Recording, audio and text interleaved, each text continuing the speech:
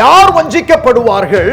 வசனம் தெரியாதவர்கள் வஞ்சிக்கப்படுவார்கள். One who is ignorant of the word of God is a candidate for deception.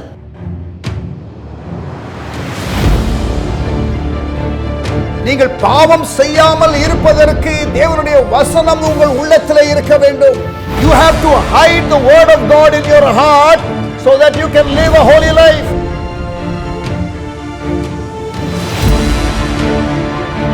இரவும் பகலும் வசனத்தை தியானிக்கிறவர்கள் செய்வது எல்லாம் வாய்க்கும் என்று வேதம் சொல்லுகிறது. Those who meditate the word day and night, the Bible says they will have success.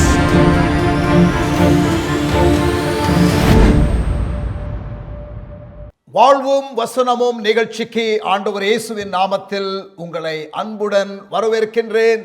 ஆண்டவர் உங்களை ஆசீர்வதிப்பாராக. ஒரு முக்கியமான ஒரு காரியத்தை நான் உங்களோடு கூட பகிர்ந்து கொள்ளப் போகிறேன். வசனம் எவ்வளவு முக்கியம், அதுவும் தீர்க்க தரிசன வசனம் எவ்வளவு முக்கியம். நடக்கப் போகிற காரியங்களை குறித்து தேவனுடைய வசனம் சொல்லுகிற காரியங்களை தெளிவாக அறிந்து கொள்ள வேண்டியது மிக மிக அவசியம். Prophetic scriptures, not prophecy, prophetic scriptures. வசனம் தீர்க்க தரிசனமாக சொல்லப்பட்ட வார்த்தைகள். வேதாகமத்தில் நாம் வாழுகிற காலங்களை குறித்து தீர்க்க தரிசனம் உண்டு. கடைசி காலங்களை குறித்து தீர்க்க தரிசன வார்த்தைகள் உண்டு. கடைசி காலங்களை குறித்து இயேசு தீர்க்க தரிசனமாக சொல்லியிருக்கிறார். இன்றைக்கு உலகிலே நடக்கிற சம்பவங்களை நீங்கள் தொலைக்காட்சி நியூஸ் மூலமாக பார்க்கிறீர்கள், பத்திரிகை செய்திகளிலே வாசிக்கிறீர்கள். நீங்கள் வேதாகமத்தையும் அதோடு கூட எடுத்து ஒப்பிட்டு பார்த்தால் நீங்கள் வேதத்திலே சொல்லப்பட்ட காரியங்களும் உலகத்திலே இன்றைக்கு நடக்கிற சம்பவங்களையும் நீங்கள் ஒப்பிட்டு பார்த்தால் இந்த காலம் எப்படிப்பட்ட காலம் என்பது புரியும். இன்றைக்கு உலகத்திலே இருக்கிற பல காரியங்களுக்கு அரசியல்வாதிகள், சமூக சீர்திருத்தவாதிகள், பெரியவர்கள், செல்வந்தர்கள், செல்வாக்கு உள்ளவர்கள், political leaders, national leaders, presidents, prime ministers, they do not have an answer. They do not know what is happening. பல சம்பவங்கள் உலகத்திலே நடக்கும் பொழுது இயற்கை சீற்றங்கள், பேரழிவுகள், இதெல்லாம் வேதத்திலே சொல்லப்பட்டு இருக்கிறது. மத்தேயு 24 அதிகாரத்தில், லூக்கா 21 அதிகாரத்தில், மார்க்கு 13 அதிகாரத்தில், நான் மறுபடியும் சொல்லுகிறேன், மத்தேயு 24 அதிகாரத்தில், லூக்கா 21 அதிகாரத்தில், மார்க்கு 13 அதிகாரத்தில் நீங்கள் படித்தால் கடைசி காலத்தை குறித்து இயேசு மிக தெளிவாக சொல்லியிருக்கிறார். நடக்கும் சம்பவங்களை சொல்லியிருக்கிறார். அதை நாம் பார்ப்பதற்கு முன்பாக, before we look at that scripture, அந்த வேத பகுதியை நாம் பார்ப்பதற்கு முன்பாக கவனியுங்கள். 2 பேதுரு 1 அதிகாரம் 19 வசனத்தை நீங்கள் திருப்பிக் கொள்ளுங்கள். 2 பேதுரு 1 அதிகாரம் 19 வசனம். அதிக உறுதியான தீர்க்க தரிசன வசனமும் நமக்கு உண்டு. பேதுரு இங்கே என்ன சொல்லுகிறார்? அதிக உறுதியான தீர்க்க தரிசன வசனமும் நமக்கு உண்டு. தீர்க்க தரிசனம் உண்டு என்று சொல்லவில்லை, தீர்க்க தரிசன வசனம் நமக்கு உண்டு. தீர்க்க தரிசன வசனம் நமக்கு உண்டு. வசனத்திலே சொல்லப்பட்ட தீர்க்க தரிசனங்கள் நமக்கு உண்டு. கவனியுங்கள். பொழுது விடிந்து விடிவள்ளி உங்கள் இருதயங்களில் உதிக்கும் அளவும் இருளுள்ள ஸ்தலத்தில் பிரகாசிக்கிற விளக்கை போன்ற அவ்வசனத்தை நல்லா கவனிச்சிங்களா? இருளுள்ள ஸ்தலத்தில் பிரகாசிக்கிற விளக்கை போன்ற அவ்வசனம். எவ்வசனம்? தீர்க்க தரிசன வசனம். காலங்களை குறித்து, உலகின் நிகழ்வுகளை குறித்து வேதத்திலே முன்னறிவிக்கப்பட்டதான சம்பவங்களை நாம் அறியாமல் இருக்கக்கூடாது பிரியமானவர்களே. We should not be ignorant of the prophetic revelation concerning our times. நாம் வாழுகிற காலங்களை குறித்து நமக்கு தெளிவு வேண்டும். இருளுள்ள ஸ்தலத்தில் பிரகாசிக்கிற விளக்கை போன்ற அவ்வசனத்தை, தீர்க்க தரிசன வசன வெளிப்பாடுகள் இருக்கும் பொழுது நமக்கு வெளிச்சத்தில் இருக்கிறது போல இருக்கும். தீர்க்க தரிசன வசன வெளிப்பாடு இல்லாத இடங்களிலே இருளிலே இருக்கிறதை போல இருக்கும். இன்றைக்கு வேதத்தை தெரியாத அரசியல்வாதிகள், ஆளுகிறவர்கள் உலகத்தின் சம்பவங்களை பார்த்து அதிர்ந்து போய் இருளிலே இருக்கிறதை போல தடவிக்கொண்டிருக்கிறார்கள். ஆனால் கர்த்தருடைய பிள்ளைகளே, தேவன் நமக்கு வசனத்திலே தெளிவாக காலங்களை குறித்து சொல்லி இருக்கிறார். We know what is happening. ஆனால் பரிதாபமான காரியம் என்ன தெரியுமா? வசனத்தை தேவன் கொடுத்தும் வசனத்தை தெரியாமல் இருக்கிறதான எத்தனையோ கர்த்தருடைய பிள்ளைகள். தீர்க்க தரிசன வசனம் நமக்கு உண்டு. அதிக உறுதியான தீர்க்க தரிசன வசனம் நமக்கு உண்டு. பொழுது விடிந்து விடிவெள்ளி உங்கள் இருதயங்களிலே உதிக்கும் அளவும் இருளுள்ள ஸ்தலத்தில் பிரகாசிக்கிற விளக்கை போன்ற அவ்வசனத்தை கவனித்திருப்பது நலமாயிருக்கும். கவனித்திருப்பது நலமாயிருக்கும். கவனிக்காமல் இருப்பது நல்லா இருக்காது.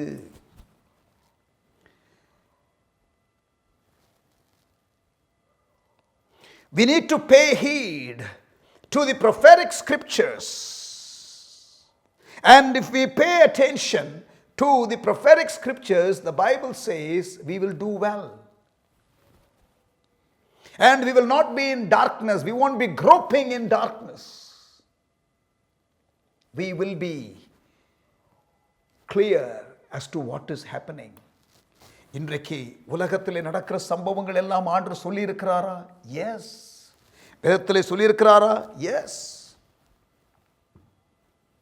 மத்தேயு 24 அதிகாரத்திற்கு வருவோமா? மத்தேயு 24 அதிகாரம். இயேசு சிலுவைக்கு போகிறதற்கு சில நாட்களுக்கு முன்பாக, before Jesus went to the cross, just few days before, எருசலேம் தேவாலயத்திற்கு அவர் போகிறார். அதற்கு பிறகு ஒலிவ மலையிலே சீஷர்களோடு அவர் உட்கார்ந்திருக்கிறார்.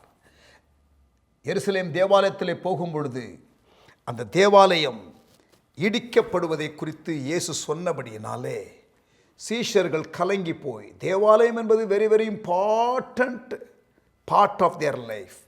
தேவாலயம் என்பது அவர்களுக்கு மிக மிக முக்கியமான ஒரு காரியம். இந்த தேவாலயத்தை குறித்து இயேசு சொல்லுகிறார், ஒரு கல்லின் மேல் ஒரு கல்லிராதபடிக்கு எல்லாம் இடிக்கப்பட்டு போகும் என்று தேவாலயத்தை குறித்து பேசும் பொழுது சொன்னபடியினாலே அவர்கள் கலங்கி போய், அப்படின்னா தேவாலயமே போயிடுச்சுன்னா உலகமே முடிவு, அந்த நிலைக்கு வந்துரும், உலகத்தின் முடிவே வந்துரும் என்று அவர்கள் நினைத்து கலங்கி ஒலிவமலைக்கு இயேசு வந்த பொழுது, ஆண்டவரே உம்முடைய வருகைக்கும் உலகத்தின் முடிவுக்கும் அடையாளம் என்ன? Give us the sign for your return and for the end of this age. காலத்தின் முடிவு எப்பொழுது? அதை நீர் சொல்ல வேண்டும், அடையாளத்தை சொல்ல வேண்டும் என்று இயேசுவினிடத்திலே கேட்டார்கள். இயேசு அவர்களுக்கு பிரதியுத்தரமாக ஒருவனும் உங்களை வஞ்சியாதபடி எச்சரிக்கையாயிருங்கள். The first thing that Jesus mentions is, let no man deceive you. ஒருவரும் உங்களை வஞ்சியாதபடிக்கு எச்சரிக்கையாயிருங்கள். People of God, listen, நன்றாக கவனியுங்கள். வாழ்வும் வசனமும் நிகழ்ச்சி எதுக்கு தெரியுமா உங்களுக்கு? You know why this program? வாழ்வும் வசனமும் என்று ஒவ்வொரு நாளும் உங்களோடு கூட பேசுவதற்கு நானும் டிவியில் பேசணும் என்பதற்காக அல்ல பிரியமானவர்களே. கடைசி காலத்தில் மக்கள் வஞ்சிக்கப்படுவார்கள் என்று வேதத்திலே எச்சரிப்பின் வார்த்தை சொல்லப்பட்டிருக்கிறது. யார் வஞ்சிக்கப்படுவார்கள்? வசனம் தெரியாதவர்கள் வஞ்சிக்கப்படுவார்கள். நீங்கள் வசனத்தை அறிந்து கொள்ள வேண்டும் என்பதற்காகத்தான் இந்த வாழ்வும் வசனமும் நிகழ்ச்சி. நான் ஒரு புரோகிராம் செய்ய வேண்டும் என்பதற்காக அல்ல, வசனத்தை நீங்கள் அறிந்து கொள்ள வேண்டும் என்று ஒரு ஆதங்கத்தோடு செய்யப்படுகிற ஒரு நிகழ்ச்சி தான் இந்த வாழ்வும் வசனமும் நிகழ்ச்சி. வசனம் உங்களுக்கு தெரியாமல் இருந்தால் நீங்கள் வஞ்சிக்கப்படுவீர்கள். Who is a candidate for deception? One who does not know the word of God. வசனத்திலே பழக்கப்படாதவர்கள். இன்றைக்கு அன்பாக நான் கேட்கிறேன், ப்ளீஸ் ரீட் யுவர் பைபிள். வேதத்தை வாசியுங்கள், தியானியுங்கள், அதை முறையாக படியுங்கள், மனப்பாடம் செய்யுங்கள், தியானம் பண்ணுங்கள், கீழ்ப்படியுங்கள். அது உங்களுக்கு நல்லது. நான் பாவம் செய்யாதபடிக்கு உம்முடைய வார்த்தையை என் இருதயத்திலே வைத்து வைத்தேன் என்று சங்கீதக்காரன் சொல்லுகிறான். The first warning that Jesus gives about end times, கடைசி காலத்தை குறித்து இயேசு சொல்லுகிறதான எச்சரிப்பின் வார்த்தை, அடையாளம். முதலாவது அடையாளம். அடையாளம் என்று ஒன்றை கேட்டார்கள், அவர் அடையாளங்கள் என்று 6 அடையாளங்களை கொடுத்து விட்டார். They asked for the sign, but Jesus gave them 6 signs. அதில் முதலாவது, வஞ்சிக்கப்படாமல் இருங்கள். ஒருவனும் உங்களை வஞ்சியாதபடி எச்சரிக்கையாயிருங்கள். verse 4, verse 5, verse 11, verse 24. 4ஆம் வசனம், 5ஆம் வசனம், 11ஆம் வசனம், 24ஆம் வசனம், 4 முறை. முதலாவது அடையாளம் மாத்திரமல்ல, 4 முறை திருப்பி திருப்பி ஆண்டவர் சொல்லுகிற ஒரு அடையாளம் என்ன தெரியுமா? இந்த கடைசி காலத்திலே தேவனுடைய பிள்ளைகளே கவனியுங்கள், வஞ்சிக்கப்படக்கூடிய பல காரியங்கள் நடக்கும். நீங்கள் இந்த வஞ்சகத்திற்கு தப்பிக்கொள்ள வேண்டும் என்றால் ஒரே வழி என்ன தெரியுமா? வசனத்தை நன்றாக பிடித்துக் கொள்ள வேண்டும். Hold on to the word of God. Hold on to the word of God. வசனத்தின் மேல பிரியம் இல்லாமல் இருந்தால் நீங்கள் வஞ்சிக்கப்படுவீர்கள். 2 தெசலோனிக்கேயர் 2ஆம் அதிகாரம் 10ஆம் வசனம்.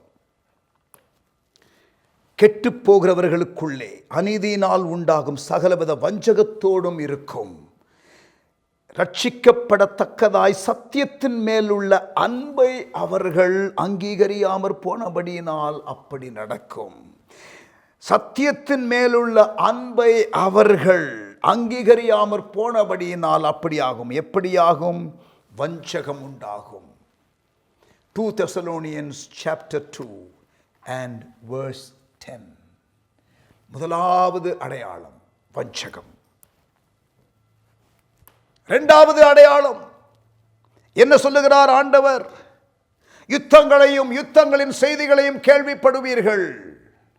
பிரியமானவர்களே, கடந்த 100 ஆண்டுகளுக்குள்ளாக 2 பெரிய உலக மகா யுத்தம் நடந்திருக்கிறது. தொடர்ந்து யுத்தங்கள் தேசங்களுக்கு இடையே நடந்து கொண்டுதான் இருக்கிறது. சமாதானம் சமாதானம் என்ற வார்த்தை ஒரு பக்கம் சொல்லப்பட்டு கொண்டு இருந்தாலும் சமாதானம் இல்லை. யுத்தங்கள் நடந்து கொண்டிருக்கிறது. 2வது உலக மகா யுத்தத்திற்கு பிறகு ஐநா சபை என்று ஒரு சபையை ஏற்படுத்தினார்கள். எல்லாருக்குள்ளும் ஒரு பரஸ்பர உறவு உண்டாக்க வேண்டும் என்று. ஆனாலும் இன்றைக்கு யுத்தங்கள் நடந்து கொண்டுதான் இருக்கிறது. South Korea, North Korea war, Syria war, Middle East wars, India Pakistan war, India China war, இன்னும் ஏராளமான யுத்தங்கள் நடந்து கொண்டுதான் இருக்கிறது. செகண்ட் வேர்ல்டு வாருக்கு பிறகு இன்னும் பொலிட்டிக்கல் டென்ஷன்ஸ் தேசங்களுக்கு இடையே இருந்து கொண்டுதான் இருக்கிறது. முதலாவது ரிலிஜியஸ் டிசெப்ஷன், மத சம்பந்தமான வஞ்சகம் முதலாவது அடையாளம் ரிலிஜியஸ் டிசெப்ஷன். இரண்டாவது பொலிட்டிக்கல் கான்ஃப்ளிக்ட், தேசங்களுக்கு இடையே உள்ளதான யுத்தங்கள், கடைசி கால அடையாளங்கள் நடந்து கொண்டிருக்கிறது. மூன்றாவதாக ஜனத்துக்கு விரோதமாய் ஜனம், ஜனத்திற்கு விரோதமாய் ஜனம். 7ஆம் வசனம் எத்னிக் கான்ஃப்ளிக்ட், இனக்கலவரம். இலங்கை தமிழர்களுக்கும் சிங்களர்களுக்கும் இனக்கலவரம். அமெரிக்காவிலே கருப்பர்களுக்கும் வெள்ளையர்களுக்கும் இனக்கலவரம். பாலஸ்தீனியர்களுக்கும் யூதர்களுக்கும் இனக்கலவரம். மிடில் ஈஸ்ட் கண்ட்ரீஸில் இஸ்லாமியர்களுக்குள்ளேயே பிரிவினர்கள் இருக்கிறார்கள். அங்கே அவர்களுக்குள்ளே கலவரம், இனக்கலவரங்கள். North India South India conflict, North East India mainland India conflict, ethnic conflict, இனக்கலவரம் உலகமெங்கிலும் இருக்கிறது. ரேஷியல் டென்ஷன்ஸ், ரிலிஜியஸ் டிசெப்ஷன், மத சம்பந்தமான வஞ்சகம், தேசங்களுக்கு இடையே யுத்தம், ஜனங்களுக்கு இடையே உள்ள அந்த போராட்டம். இதெல்லாம் இயேசு சொன்ன காரியங்கள். நாலாவது என்னது? Religious deception, political conflict, ethnic conflict, and the fourth one natural disasters, இயற்கை சீற்றங்கள், பஞ்சங்களும் கொள்ளை நோய்களும் பூமி அதிர்ச்சிகளும் பல இடங்களில் உண்டாகும். பல இடங்களில் உண்டாகும். என்னது? கொள்ளை நோய், பஞ்சங்கள், பூமி அதிர்ச்சிகள் பல இடங்களில் உண்டாகும். நடக்குதா? In fact it is increasing all the time. Correct? இது பெருகிக் கொண்டே வருகிறது. The frequency of earthquake, the intensity of earthquake is all getting bigger and bigger and more. அதிகமாகிக் கொண்டே போகிறது. பஞ்சங்கள் இன்னும் நாம் அதிகமாக பார்க்கவில்லை. பட் ஆனா பிரியமானவர்களே, அதுவும் சொல்லப்பட்டிருக்கிறது. கொள்ளை நோய் சொல்லவே வேண்டாம். We are in the midst of that. அதை அதிகமாக நாம் பார்க்கிறோம். பாதிப்பு முழு உலகத்திலேயும் இருக்கிறது. எந்த தேசத்தையும் அது விட்டு வைக்கவில்லை. அரசனையும் விட்டு வைக்கவில்லை. அடுப்பாங்கரையிலே உள்ளவர்களையும் அது விட்டு வைக்கவில்லை.